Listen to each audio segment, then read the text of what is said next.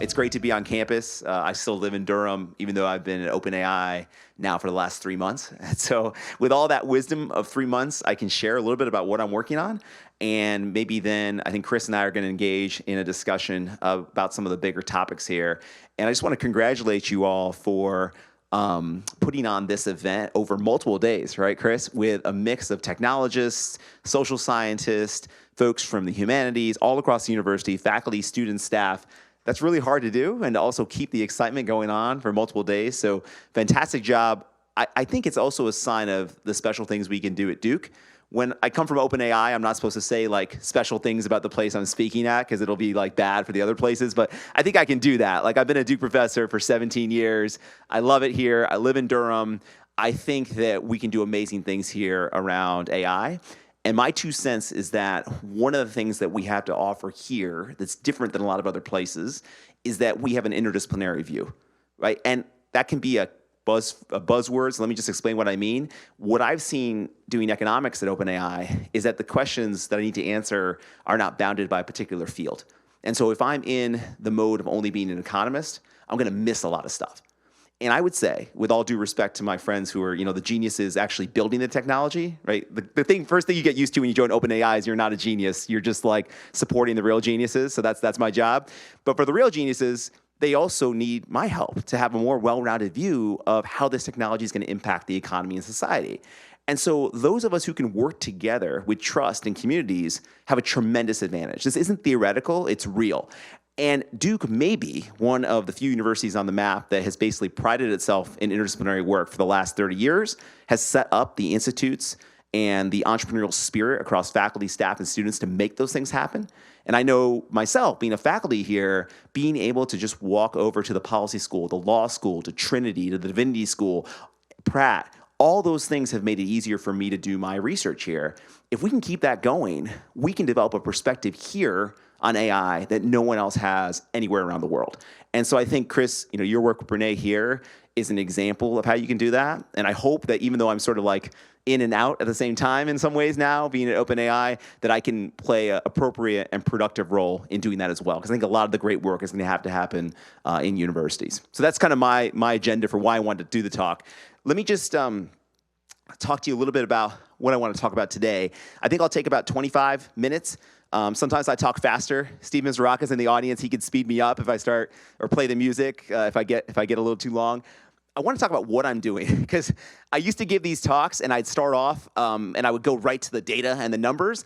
And then at the end, someone would ask a question and they'd say like, what does an economist do at OpenAI? And I realized that I didn't start with like the most basic stuff because it's not obvious. And when they called me about this job, it wasn't obvious to me either. So I'll talk a little bit about what a chief economist does. I'm the first one, so some of it's kind of me defining it along the way. But there have been chief economists at other technology companies like Microsoft and Google, folks I've had a chance to spend a lot of time with, and some I'm hoping to spend more time with. So I'll give you a sense of how I'm designing the job, maybe in contrast to what they do.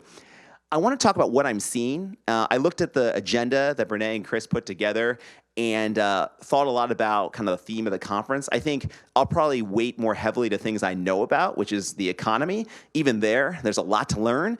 There's a whole broader set of societal impacts that I'll try to address, but I think maybe I'll ask Chris if things I forget during the fireside chat, we can kind of go with those.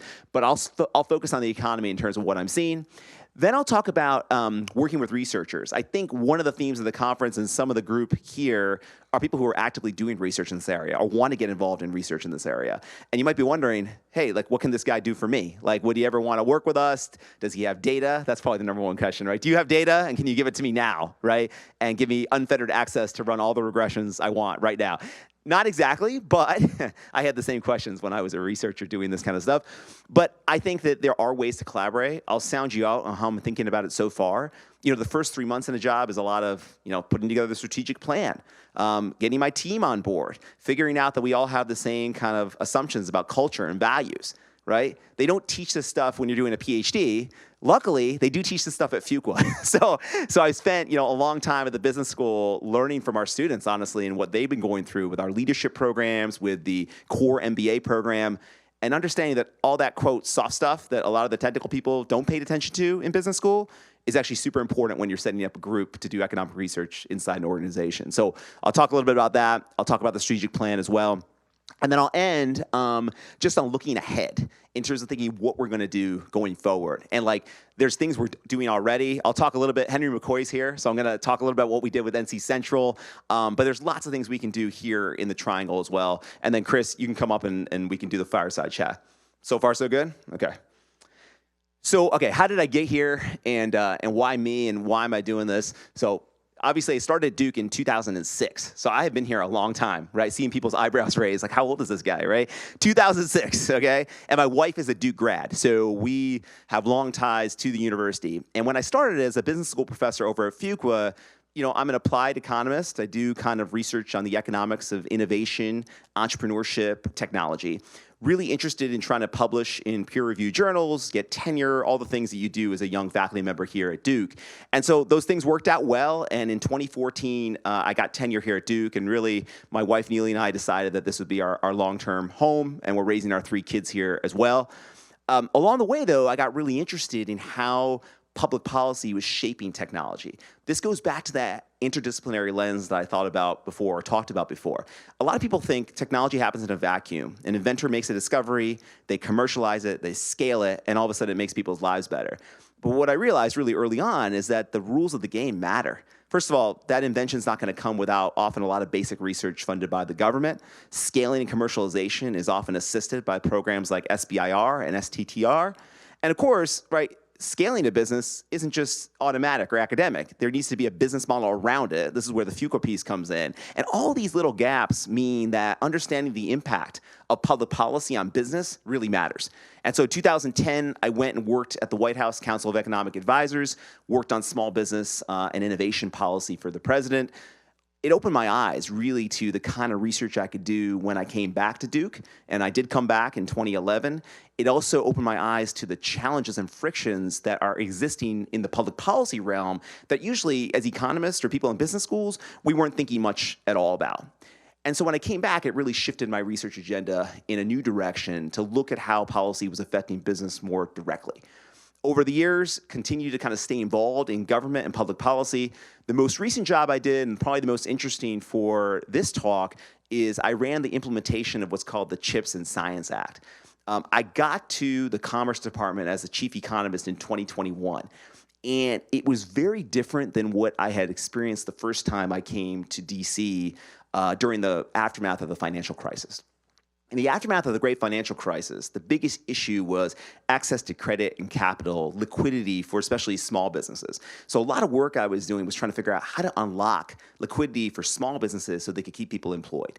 And, you know, the basic orientation in 2010 and 11 was kind of what it was when I was in grad school in the early 2000s, which was, look, you know, we're going to trade a lot with our partners and allies. China joined the WTO. Our supply chains are going to go wherever they're most efficient, because that's economics 101, right? So we kind of just took these assumptions for granted. When I came back in 2021, it was a totally different paradigm. And I don't think it's a comment really on Republicans and Democrats, more of a comment on how sort of the paradigm has shifted across policymakers, and you're seeing that right now in Washington too, to think about economics in a totally different way, at least the economic policy. And this is not without controversy in the economics profession or, you know, disagreements in political science and other fields. But when I came back, the big question is it a risk that all of our chips are made in Taiwan?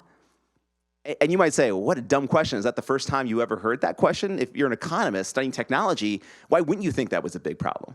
Well, really, before like 2020 or 2019, we weren't thinking about global supply chains that way. Some people were, but the mainstream of the profession was thinking, well, this is really great because TSMC, this company in Taiwan that's manufacturing the chips, not designing them, but manufacturing them, they do it at scale. They're really good at making chips. And so Econ 101 says if you're really good at it and you have scale and it lowers the cost of an input to everything in this room, everything on this campus, I mean, it's like the DNA of the built environment. When you reduce the cost of that, and we'll get to reducing the cost of intelligence later, well, then that's good for everyone. And in many cases, it was. Like the phone you have in your pocket or purse, like it has more power than I think NASA had when they put a man on the moon in the 60s. That's crazy, right? That's because of the declining costs in some ways and increasing capability of semiconductors, integrated circuits, microchips.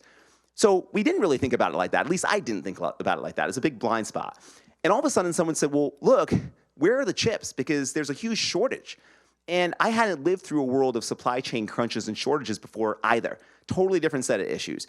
But it turned out that the chips that we were supposed to be getting from Asia weren't showing up on time. We were short on key, let's call them nodes that we need to produce that for particular technologies, cars, electric grids, medical devices. And all of a sudden, there was a sharp increase in the price of chips, which, because they were so important to downstream products like automobiles, drove a lot of inflation in 2021 and 2022. Debates in economics about how much inflation came from supply chains, but you can estimate at least a third probably came from these kind of supply chain shocks. Car prices, people are really sensitive to them, of course, because it's a big purchase. And it might surprise you, but like semiconductors are a big part of automobiles. They're basically computers on wheels by now. And with electric vehicles, which are simpler in some ways to assemble, the chip components are going to be even more important, arguably, I'd say. So we're moving towards a world where chips are going to be a key part of all these industrial products. And so worked on those issues. The response to that issue was basically the CHIPS and Science Act in 2022, passed with bipartisan support. The idea was, let's do what economists usually say we should not do, which is subsidize a major industry here in the United States, build semiconductor fabs, the fabrication facilities here in the US. And companies like Intel, TSMC, Texas Instruments, Samsung, foreign and domestic, could apply for the funds and build these manufacturing facilities here in the US. So when the act was passed, I moved to the White House and I led the implementation, which also was a real eye-opener to the impact of public policy on business. Met a lot of the folks in technology who are running these companies, people who are in adjacent industries, design, for example, and AI. When I came back to Duke in 2023, both my wife and I were relieved. I could finally live in one place again and not be on the road and be home in Durham. Of course, what happened is a lot of that knowledge ended up being really relevant to the AI revolution. See, when I did this, I was thinking, we need the chips for our cars, for sure. We need the chips for our electric grid, for sure. We need chips for everything in the built economy. We also need chips for national security. These are things that I was thinking about. What I wasn't thinking about as much, and again, maybe I'm just behind the curve each one of these times, was massive AI accelerators in these big data centers plugged into clean energy that are going to help us train and eventually do inference for the most advanced frontier models, which is the subject, I'm sure, of a lot of things you guys have been talking about the last few days. Once that became clear, that, wow, the chip angle was going to be really sort of critical to the AI competitiveness of the United States, I started to get really interested in that topic. And across other areas of what you might call deep technology. Deep technologies are technologies that take a scientific or technological breakthrough to come to fruition. We have these fantastic researchers on campus, Christopher Monroe and Jungsung Kim, who are working on quantum, and obviously with the founders of IonQ. That's an example of deep technology. Unlike a software product, which, and there's no disrespect to that, or a SaaS product where our students are building apps, you often don't need a breakthrough to build a really successful app. There has to be a breakthrough on the consumer side, a viral thing. But technology-wise, science-wise, deep tech is a little bit harder. It takes a lot of government money, has a lot of national security implications. This is where AI infrastructure and AI come in. Started to get interested in those things, and OpenAI reached out, and that was the beginning of this conversation.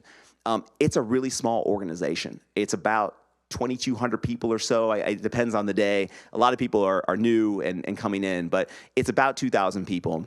And coming into an organization like that as a chief economist, and the first person is to do that role, is really interesting and daunting. Every day is an adventure in terms of explaining to people why you're there, right? Because most of the people inside the organization are building things, like the technical things, right? They're writing papers on AI, things that people in the audience have done.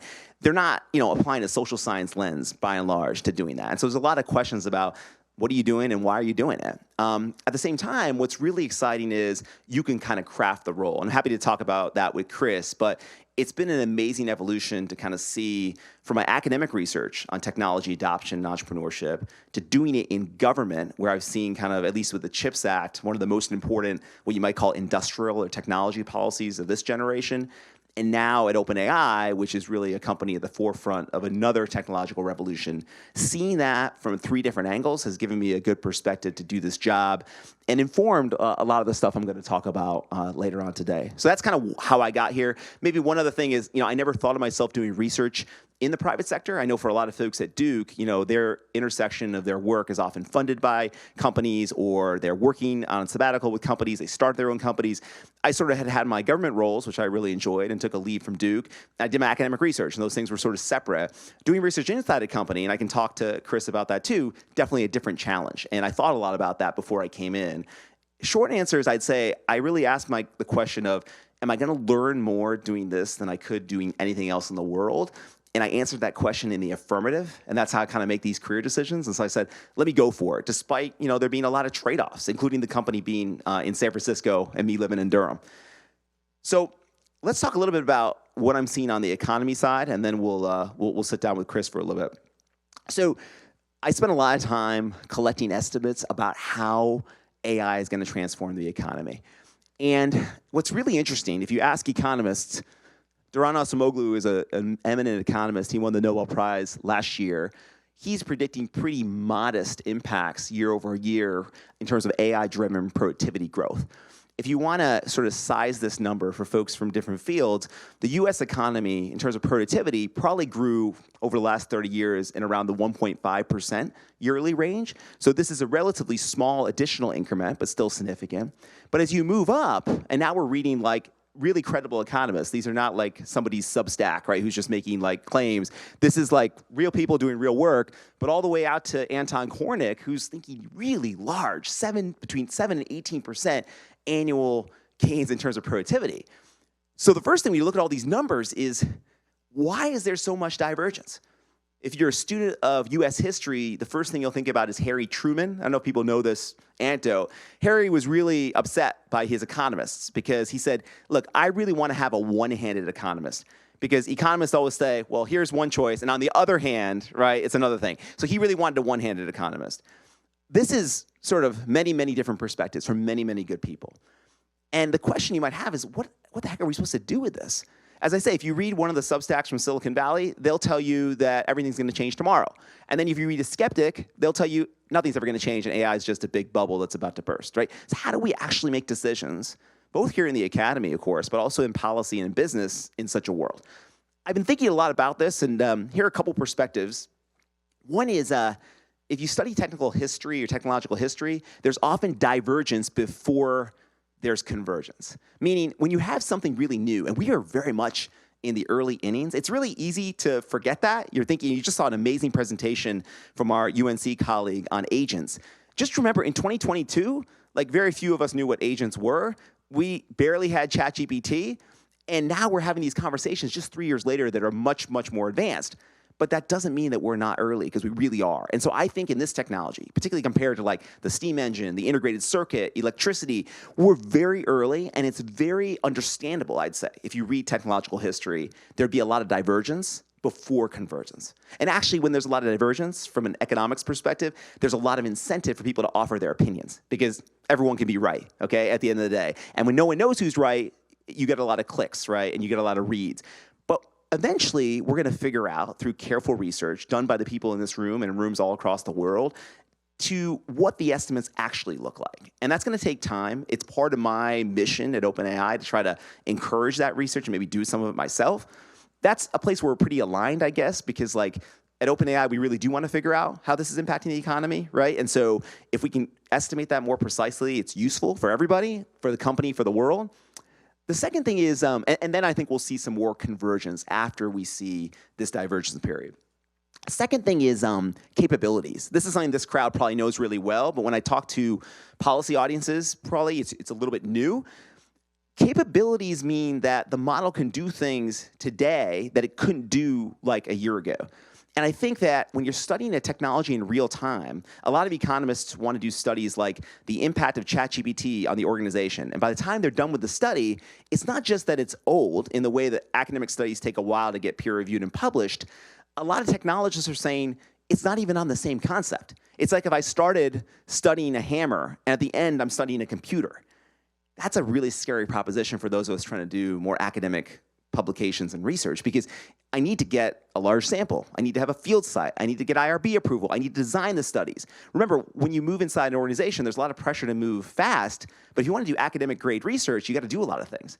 But what happens if by the end, what you were studying is completely outdated. Again, not in the traditional way that, people criticize academics for being slow. This is not it. What I'm just trying to say is you might be studying something different in nature by the time you're done with your study. And that's a really difficult proposition, something I'm struggling with a lot in our work. The last piece is economists have different theories of the case in terms of how AI is affecting the economy. So when I showed you those estimates, they're actually talking about different things. For some people, ChatGPT is just a prompt that you type in to a nice window and you get a response. It's basically a very helpful editor and summarizer. For some people, the productivity increase from ChatGPT is limited to that. But if you think about it more broadly, eventually it's going to go from a helpful editor and summarizer, and this is already happening, to a really smart research assistant, right? If you look at deep research in that product. And eventually you move from deep research to what the last talk was about, which is agents, right? And then you have someone who can be a coworker. And then eventually, a lot of people are talking about this already, when some of the challenges that were discussed in the last talk are worked out, agents might become independent producers. And so if you move from an editor and helpful summarizer all the way to something that can build and scale, well, then the economic impact has to be thought about a lot differently. So a lot of our estimates of the impact are really dependent on, do you think that ChatGPT is just going to be a helpful editor for the next 5 years? Or do you think it's going to be something more? And of course, when I speak about ChatGPT, you can generalize that to all of the competitors and other products. Okay. A couple things on the past I think it's important. One thing in Silicon Valley I think is good and bad is that people are always looking to the future, right? You kind of have to live in the future to build these products. That's what I'm learning. But of course, people like me are like, well, haven't we seen this movie before? Don't we know a lot about this? My entire field is based on studied examples like these, right? The steam engine, electricity, the integrated circuit. And I have to say, it's a little bit frustrating when you come into conversations and people say, no, this is all new. Everything you did, kind of irrelevant, right? It's AI now, right? So I'll tell you two perspectives on this. One is I do think there's a lot to learn from history. I'm super biased. I'm the oldest person, I think, in the whole company, probably, right? Everyone to me, their history was invented in 2005 and has just continued since then. But for me, I'm talking about all this old stuff, and they're just like, no, this doesn't make any sense. It's much, yeah. And I keep saying, can we learn something from these examples? And I think we can, but I'll also tell you where I think I've updated my thinking. And this is important to the older people in the room, and I'll speak to myself too. One of the coolest things about being at a university, but even more so an organization like OpenAI, where the young people are in charge, is that you can look at that two ways. You can just be like a stick in the mud and be like, look, you guys are reinventing the wheel. Everything you're telling me, you say is new, but it's not. You could be that guy or that gal. Or you can bring in some insights, which is what I'm trying to do, but also be humble, and I like to think I am, to kind of update your thinking, right? Because I feel like I've learned a lot in 3 months because I've opened my mind to learn from people who are a lot younger than me. And while that does happen in the university, we often have the hierarchy between professor and student. There's no such thing there, right? And so for me, I think I've learned more because I'm willing to say, gosh, maybe some of this is new. So a couple things. One is these technologies, if you look at the gap between invention and widespread adoption, think about the semiconductor. 1958 is usually when people talk about it being invented, but probably it wasn't in widespread consumer use until the 70s. And so there's often what my colleague calls the between times, where you have an invention, but we haven't figured out what the killer app is. And there's lots of history on the semiconductor, the steam engine, electricity that lets you think about how quickly those between times end, right? But we're in those between times in AI, I'd say, as we go through. A couple things that matter, and then I want Chris, how am I doing on time? Good, okay. So in terms of what matters, a lot of economic studies think geography matters. Just one famous study by Nick Bloom and John Van Reenen and co-authors, they compared the US and the UK during the IT productivity boom of the late 90s and early 2000s, and they found that American firms were much more likely to adopt IT and get productivity gains from them. So where your firms are located, where your organizations are located, really matter. This is probably another thing people don't think about enough. Ironically, it comes from science fiction, which is the future is already here. It's just unevenly distributed, William Gibson's quote. This is what you'll see when you think about geography. You're going to see the impacts in different places. And so you could think about that two ways. If you're in San Francisco riding around in a Waymo, maybe you do see the future, right? Or it could be happening in China or somewhere totally different that you're not, right? And maybe we're underestimating the impact. And I've seen that in things like global payment systems or fintech in other parts of the world. Organizations really matter. This is, to me, like the one blind spot for a lot of people who are thinking purely in technological terms. they completely underestimate often how long it takes organizations to change and how resistant people in organizations are to change. I won't call out particular professions, but like think about how hard different professions are going to fight to maintain their piece of the pie. And the idea that you could underestimate that or think it's all going to be washed away with a magical technology pill, I think that's going to take a lot of time. And both for good and bad reasons, right? And so when I think about organizations, I think we need to think about what kinds of organizations. A lot of people will immediately say, well, startups. Okay, small organizations and startups might be the first to adopt. But there's a lot of small and medium-sized enterprises that are really slow to adopt technology, right? We shouldn't only think about entrepreneurial companies that come out of Y Combinator or Techstars. The population of small firms is actually pretty diverse and has a lot of older firms. So I'm not sure that like the Mittelstand in Germany, these small manufacturing firms are going to be the first to adopt AI. So we got to be really careful with large and small organizations, new and old organizations. This stuff really matters, and I have to say, I haven't abandoned the idea that this matters when I think about the economics of AI. I think a lot of the commentary on the economics of AI, it's either 50 years in the future or it's relatively under-socialized. They don't have this context in a way I think is really gonna matter. Could I be wrong? Sure. Where could I be wrong? One is these AI-first startups are gonna have 5 employees instead of 500. They're gonna put Fortune 100 companies out of business, and they're gonna sweep through the economy and change the entire job demography. That's possible. I would look for canaries in the coal mine. What kinds of economic indicators would suggest that that's happening, right? You look at companies funded out of YC as one example and other accelerators. Watch those companies, follow what they're doing, look at the job market impact. And let's be realistic about how much the job market can even change month to month. When I have those questions, I always say, how many jobs did we lose during the first months of COVID? How did the unemployment rate, how much did the unemployment rate rise during the financial crisis? What were the automatic stabilizers in the economy? We have a set of stabilizers that kick in when people become unemployed. How well do those fare, right? These are the questions I ask rather than just assuming massive disruption without any social or political context.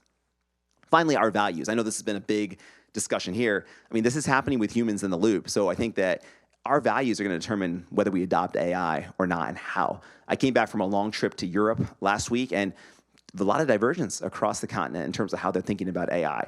Some of them are really interested in the way that we're doing it here in the United States, but even in the United States, we have a lot of heterogeneity by sector and geography. So where you live and your values and how you organize this will really matter too. A couple things I said I'd show you about why I'm updating my priors, which I think is important, part of the evolution that I've had at the company. I mean, the adoption speed is just insanely fast. So we have 100 million monthly active users after 2 months of launch. That was the number. So I think, and there was no marketing, right? And so, because remember, this company started off as an API provider, not a consumer company. And so that's pretty amazing and probably has not a lot of precedence in terms of other technologies. I mean, Fortnite, Netflix, pick any recent examples, 100 million users that quickly is pretty rare. So something is going on that's faster, much, much faster than the other stuff that I've at least seen in my technological history work. The other piece I mentioned, but I just want to put it out here, which is capabilities. People in the audience know more about this than I do, but I've been learning and becoming more familiar with our benchmarks, these ML benchmarks, right? And if you think about some of these benchmarks, and you can choose, and there's some challenges in how you choose, but if you just look at like a few, speech recognition and handwriting recognition, you look at when they were introduced, and you looked at the year when the machine surpassed the human in terms of capabilities, these things were taking like 20 years. Now, it's not random what the benchmarks are. It's not random how hard we try to hit them and saturate them. But in general, we're moving through the benchmarks a lot faster. And if you believe, and I think this is a conceit inside the organization, that the capabilities are moving really, really fast, then this is something different than what we've seen in prior technological revolutions too. So these are probably the 2 places. I try to remind people organizations matter, geographies matter, our values, our norms, our culture matters. But I've learned that the adoption has been insane, which is partly what's influenced a lot of people who are living this, especially the people who are, this is their first job or their first run at something. And the capabilities are really changing fast in a way that I have never seen. So that's kind of my balance in terms of how I'm thinking about it. Let me walk through a couple more points, and then I'll invite Chris to come up to the stage. A couple things my team is tracking, I think sectors we're really focused on. The economic research team at OpenAI has economists and data scientists and program managers who are working for us. Medicine is really key. You know, medicine is one where Duke has obviously an enormous strength, and I hope to do more work with the Med Center here. And then two, I think it's something that the public is really excited about. So if you look at surveys about AI, people are very apprehensive about a lot of aspects about it. It makes this job humbling and difficult. On the other hand, medicine is one of the things that people really resonate with. And so I think it's important to figure out why, how should we think about these things? So we're working on that. My passion is on scientific research. I mean, I think it's going to revolutionize scientific research. I mean, there are real scientists in the audience, but like when you think about the way I think about science as an economist is that it's like a hallway with an infinite set of doors. And as humans, we can't look behind every door. And so it's very difficult to figure out when to explore and when to exploit. But with AI, we might be able to look behind all those doors and figure out where humans might be able to channel their energies. And there's some early work out of material sciences research and some other areas that's showing that that's happening. So I'm excited about that. Education, really exciting, really tough. A lot of people are worried about our kids losing their critical thinking skills as they rely on AI to do essays at school. On the other hand, all of us, I'm sure, who've played around with the technology and have school-age kids like I do, have seen a lot of promise on it too. I'd be surprised if we hadn't seen some promise when I teach my kids math or writing. Particularly as a professor, I often find one of the limitations of teaching isn't that a student doesn't understand a concept, but they don't understand a concept taught only one way. So in economics, I might be able to teach a concept with a graph. I might be able to teach a concept with a formula. I might be able to teach a concept with an example. Now, if I have time to do all three of those things, maybe every student in the class is going to learn that concept, right? But if I only have time for one, and my professors in undergrad, they taught graphically a lot, especially in their early econ classes. I'm not a very graphical or visual person, and that was really hard. And I had to do the work on my own to figure it out. What if it was easier, right, to reproduce those different ways of learning the same concept and tailoring them for students? I find that could be really useful. That's just one example.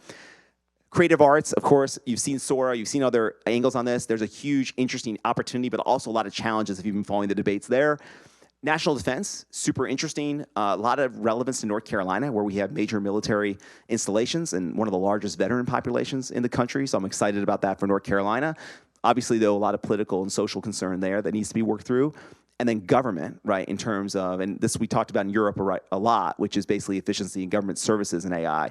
And so these are some areas that my team is really thinking about and looking through. So what does the econ team do? I mean, the first thing, and Steve Mizraka knows this from Fuqua, we wrote down a mission statement, right? So you're an economist, you're in a technical organization. It seems odd to stop and say, no, before we crunch any numbers, we're gonna write down a mission statement. And that's really important because people need to know what you're doing. And those of you who are on Slack know how important it is to like tell everyone else on Slack what you're doing at all times, right? So writing this down and basically telling people what we do and what we're open for business was like a key step. And those of you who've ever worked in a group larger than two know it's actually really hard to get people to align on a mission statement. These are all the things you learn when you're running a real group, right? So the OpenAI research team conducts short and long-term research projects that ask and answer relevant questions around the economics of AI. Pretty simple, but that's kind of where we started, and we have a broader plan of about 5 pages that people can look at inside the organization. It's primarily for people inside the organization, as well as a slide deck, and so people ask us to present and say, what are you all working on? Now we have something to do it. We didn't have that collateral before, and you needed it to do our job. A couple of ways we work with researchers. One is workshops and seminars. We're going to be fortunate to have Chris Bale speak at one of our seminars coming up. I'm excited about that. We're inviting researchers from across economics, but also other disciplines. And so if you're interested in that, come talk to me afterwards. Really excited to learn from you all. We have an eclectic group of people inside OpenAI. Often people from outside our group will come too. So if you have people you know, let's say in the research org that you want to invite to the seminar, just let me know. We provide data, funding, and API credits for research as well. You can think about how you might use those in your own work. We're also co-authoring publications and reports. You know, you might think about this as small, medium, large. Like sometimes writing a case study or report could be useful. It's not what most academics are looking for. Sometimes it opens up the door, though, to a broader research program that you can publish peer-reviewed stuff on. So that's how we're thinking about it. A couple projects we're excited about. One is working with large organizations and governments. I think the transformation that we're thinking about is going to work through these large orgs, and that's where you're going to have large enough sample sizes to do really important econometric work. And also, you're going to be able to follow these things over time, because these are usually long-lived organizations. That's important to do. We want to think about where we can be unique. I mean, when you have a small group, I mean, about 10 people, I mean, where do we have a unique point of view and a unique asset to provide? You know, as a researcher, you can be like a kid in the candy store and do every single interesting project. But I have to say, what I've learned coming in is you really have to be picky. And so that's really something we've been thinking about. Where do we have unique capabilities? And we really want to use unique research designs as well. I'll ask Chris to tee me up to talk a little bit more about what that means, but there's a lot of opportunity to use AI to improve social science research, and I've been interested in playing around with that in our work. Couple works in progress. Right now we're building an innovative tool to analyze and enhance qualitative research. Everyone talks about STEM research, and I think that is huge. I talked about it earlier, but there's a huge companion piece on social science research that we can be using AI to sort of accelerate. We're looking at AI's impact on student outcomes in a very large state university system, so really interested in how that's going to affect students' choice of major, career outcomes. We're also measuring AI's impact on job responsibilities at a big multinational, and then we're working with an entire country to look across the economy how AI is transforming. And some of the smaller countries out there, they've really taken advantage of trying to do a lot of things at once, and even though they might be small and have to focus, they're relatively tight in terms of how their institutions and businesses work together. So we've been taking advantage of that in some of the research. A couple barriers, and then maybe Chris can come up. One is bandwidth. I said this, this is the hardest thing of the job is bandwidth. So if you have good ideas, if you're doing things that I should know about, sharing them with me is really, really, really useful. Buy-in in the organization. A lot of people want us to build stuff for them. I mean, I could build some stuff, but it's not going to be very good. So we need a real solutions engineer trained at Duke University to go do this work. And that solutions engineer has 20 things on her agenda. And so what's going to make your project the thing that she wants to build, and maybe more importantly, her boss wants her to build. And so we need buy-in, and then you have to think about all the connections, not just because what's interesting to you as a researcher or to me as a researcher, but how it connects to everything else at OpenAI. And so I think that's really important. We try to solve for that from the beginning. The time horizon, I mean, we all want to do stuff quickly. Academic projects take a long time. We have to match kind of the time that you are interested in working as a researcher, and can we create intermediate inputs and outputs that can help us show points on the board to keep momentum going. Really important, not the way I usually worked as an academic here, but really important in the organization. Moving targets, if you want to study something now that 3 years from now could be very different, we have to think about how we're going to future-proof your research and how to think about it, one challenge. And finally, incentives. What do you want to work on that's interesting? What do I want to work on that's interesting? What are the constraints inside the organization? Are there limitations from working with a company? All those things are going to matter as we go forward. So the last slide I'll say, if you want to work with us, my chief of staff, Cassandra, until we get our econ at OpenAI email address set up, she has kindly volunteered to take your comments and questions. If there are things you're working on, the most effective way is to introduce yourself, particularly if you're a Dookie, say that. If you're not, maybe don't, right? And say, look, I'm at Duke, and here is a couple bullets on what I'm working on. And if you can think about what you actually need from us, that is really useful, because we sort through a lot of emails. I'm interested in reading them, but it's helpful if we can figure out what can we do for this person. And it could just be as simple as, hey, could you look at this paper and let me know what you think? Or if you have a conference on this topic, can you let me know if I can come? Those things are really useful.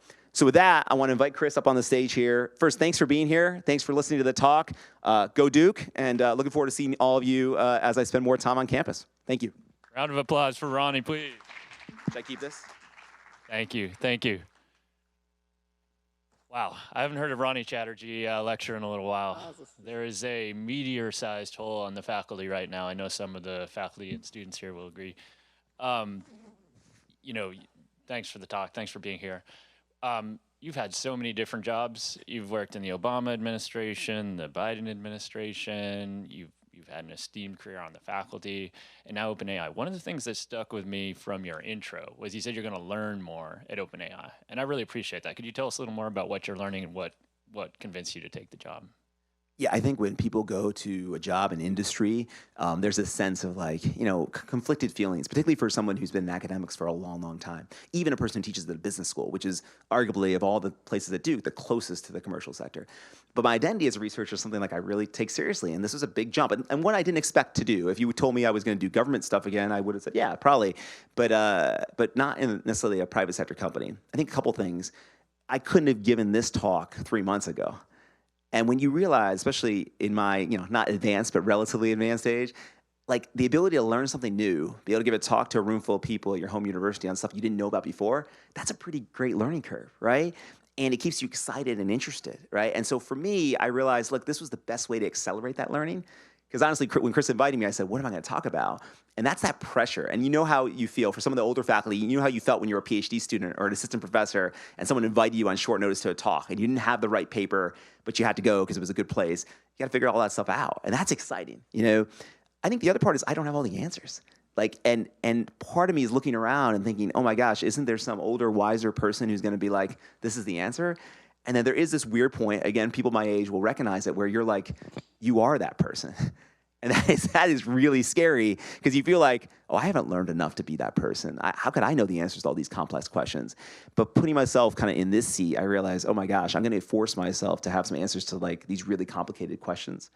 So that's kind of how I thought about it, and it's definitely been a good decision so far.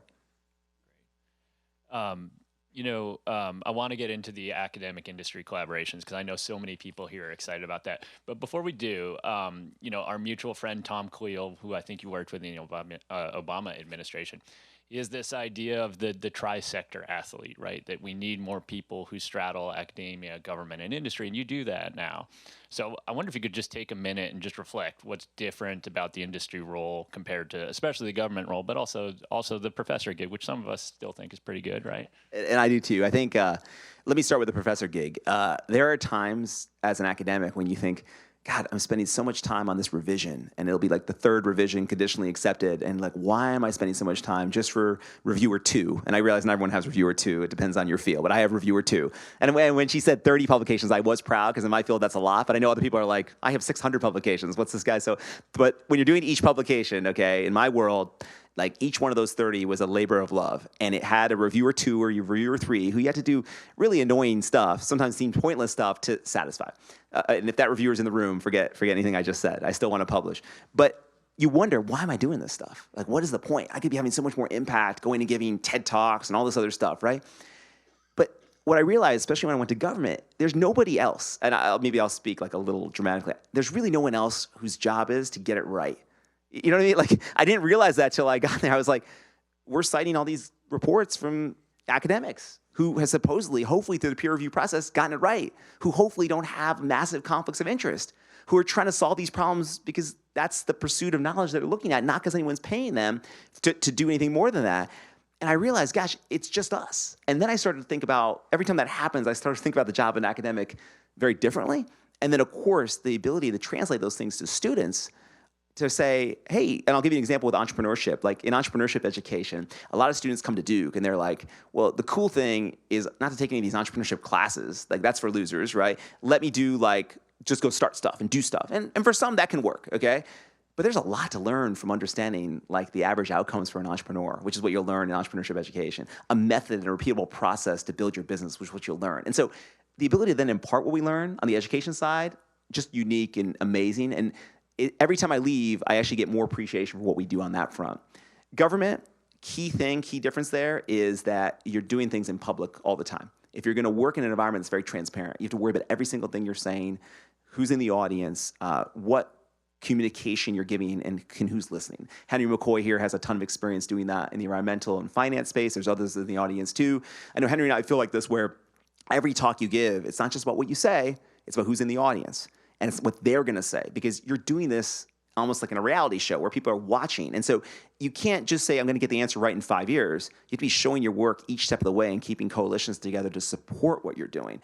Totally different in government than both in academia and the private sector, where you're gonna have a little more insulation. In the private sector, I'd say the key difference is that things are moving really fast, and it's in the context of an organization that's very complex. In academia, if you're a professor, distinguished professor, you can say, well, like, who's really gonna tell me what to do, right? If I wanna do something in the organization, I'll just do it. If you're in government, there's a really strict hierarchy in terms of who does what, where, and with whom. In a company where there's lots of different people doing lots of different things, you had to think a lot about like the coalition of the willing and checking with people and making sure people are on board. And sometimes people will look at me and say, wow, you're spending a lot of time with like the Slack messages and like getting everyone on board, and why don't you just do it? I've done that thing before, though, and then you end up with a lot of people who are going to be disgruntled or saying, hey, you can't do that, or hey, why didn't you ask me? So it's really important to understand the informal structure of an organization. Talking to a sociologist, I shouldn't use, but like, you know what I mean? Like, informal structure is really important, much more important than it was in the other jobs I did, and you can't be successful without that. And so OpenAI being a very interesting organization in many, many regards, that is like a superpower for people who really know how to get things done. Those are the 3 different skill sets I've seen across the 3 different ones. That's great. And, let's get into industry academic collaborations. It's a theme that's come up a lot here at the Responsible AI Symposium. As you mentioned, we've got 625 people here from 20 universities, 50 companies, lots of excitement about this. But as you alluded to, this is a non-trivial challenge, right? And we've got a little bit of a learning curve here. And, some of those same constraints you were just describing, right? The challenge of being a public person in government, or the challenge of having, obligations to shareholders as a company, make this stuff non-trivial. Now, I want to put some of the blame on companies and some of the blame on us researchers. I think you mentioned, oh, we all want the data, and by the way, I want the data. So how do I get the data? Yeah, exactly, exactly. But I know there's non-trivial privacy issues here, right? That OpenAI makes an obligation to its users and a commitment to its users. And on the other side, I think in academia, we're a little bit far removed from, we don't have our eyes looking down the road all the time. We're sort of, for good reasons, sometimes focused on basic research, basic science. But, I love this phrase from the sociologist Duncan Watts that we need solution-oriented research, right? So if we can find a Venn diagram that unites industry concerns, academic concerns, let's add government concerns on too, help us think through what that looks like. You gave us some sense of the topics, but give us a little bit of sense of the how too, if you would. So in the university, I think one key thing is to figure out how to align tenure and promotion standards with the kind of work you're talking about. One model could be that, when you reach the stage that Chris and I are at, where you're chaired and tenured, then you kind of are encouraged to do a lot of this work. And a lot of people do, and that's great. But the work that Chris and I did, and many others in the room, to go through that process was often pretty granular and sort of fine-grained. And that might be hard to kind of go from one to the other really quickly. We weren't necessarily trained. I mean, Chris has a great book. He's a public intellectual. People know him. But not everyone can make that transition from the hardcore research to reaching a popular audience. And so is there more help we can have for faculty who want to do that? Can we somehow encourage some of those faculty who are right on the border between being maybe a little bit broader than the typical tenure candidate, but really great in terms of being able to reach out to the world? It's hard to do. It's nothing trivial about changing tenure process, but until we do that and we align incentives, you're mostly going to have people just doing it because they want to, which is not a bad model, right? Some people would say that's a good model, but you'll probably have far few, even at a great university like Duke. The second thing is we have to find a way, right, to create like sort of MOUs and data sharing agreements at scale with institutions. So like I've been thinking about what it would mean to create a lab with like a particular university or institution or a collection. I think people in the audience have lots of experience with this. NIH has coordination institutes and things like that they've used. I got to figure out something like that. So I think I have to learn, particularly from our folks on the science and engineering side, at least for me, how they've done this in a way that can provide data in a more seamless way to a large number of institutions. The third thing I'll say is really important is the conflicts of interest piece. I mean, it's really, really challenging, right? Because you have incentives from the government, from business, from academics that are very different. And academics are always worried, and rightfully so, that, hey, if I work with this company, like, am I just going to have to talk about the party line? And if I don't, like, are they going to want to work with me? It's a very, very challenging environment. And I think some organizations have done a really good job, and I aspire for OpenAI to do this too, on social science, is like working with researchers on researchers' terms. Like I think y'all can tell me who are more deep on the AI research piece. We have kind of a lab mentality like in OpenAI among the AI researchers. Like they really are like a bunch of academics in many cases. So I feel like they have a good relationship with outside academics. On the social science side, it's tempting, right, to try to build the same thing. And I want to try to do that and keep those norms of transparency and openness there. But of course, I mean, there's constraints, and I'm going to run into those in my job, and I'm just one person in the organization. So trying to align those things and getting the right people in place, and sometimes people can make a difference, would be the last thing I'd say on that. So it's a tough challenge. I'd love to work on it, though, and maybe we start small with pilots and then scale up. Maybe we start with a region like the RTP or an institution. Those are my best ideas around that. That's great. So social science, this is sort of a new part of the conversation. As you mentioned, so much AI research focuses on builders of the models, but you and I share an abiding concern for how this is going to affect people. And I think so many people here do, we just founded Duke's brand new society-centered AI initiative over. I'm looking at many of our faculty are in the crowd, and we've got economists, political scientists, sociologists. And your list at the end there was really intriguing. I got to ask you a few more questions because I knew, and OpenAI, in case the folks here haven't seen it, has already published some great work on economic impact. They've got a science piece, for example, by a few members of your team. I know You mentioned critical thinking, you mentioned defense, you mentioned healthcare. Can you give us a little bit of a preview of any of those projects, or really anything else that helps us understand not just the single dyadic interaction between one person and a chatbot, but what happens, as you were saying, when these things go out into complex social systems? So I think like first it comes with the understanding that there's a lot more knowledge outside than inside. I mean, I remember the first time I went to Chris's lab with Sunshine, I think was there, right? And you were demoing, this must have been 3 years ago, 2.5 years ago, where you were demoing some of the stuff your team was doing on agentic AI before it was like the watchword of the year. And I had never been exposed to anything like that, like agents building organizations and transacting with each other. And so if that experience I had 2 years ago is representative of a lot of great universities and labs, we just need to get out there more, right? This isn't just like for us to do favors for you. It's for us to learn so we can actually be on the cutting edge, which is hard, I think, inside these organizations. So one is we got to get out there and meet people and learn what they're working on, even if we don't partner with them. In terms of things we're looking at to do, I think this angle of how AI is affecting teams and more complex tasks is really important in social science. A lot of the early work, and it's great work, it need to be done, is like on very granular tasks, like something in a call center, and looking to see how people from, let's say, different skill levels, education, tenure, perform on that task. And it's interesting because some of those early results are finding, I think, Chris, tell me if I'm characterizing it wrong from your vantage point, but it's like a great leveling, which is different, right? We also think technology drives inequality. The rich get richer, the more skilled get more power, all that kind of stuff. It definitely could happen. But these early studies are showing, actually, if I'm a lot sort of less experienced than Chris in the call center, I kind of get up to speed with Chris, and it's a leveler. Now, is that going to be robust or true in other contexts? So now we have to design team-based exercises where you and I are working together. And Chris has done a bunch of this stuff. People in the audience have done it probably too, much harder, right? And we need to figure out more complex decisions, right? And decisions that have human discretion to delegate or do themselves. Once you add these things, you'll get much more into how it's going to impact an organization.